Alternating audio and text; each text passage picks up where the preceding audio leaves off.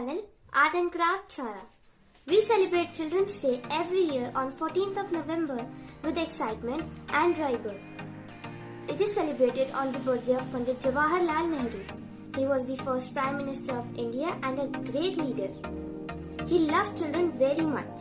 They call him Chacha Nehru because of the love to shower on kids. And the children of today will make the India of tomorrow. So today I will make some very easy and cute DIY school supplies for Children's Day. But don't forget to like, share and subscribe to my channel. Also press the bell icon to get the updates of my new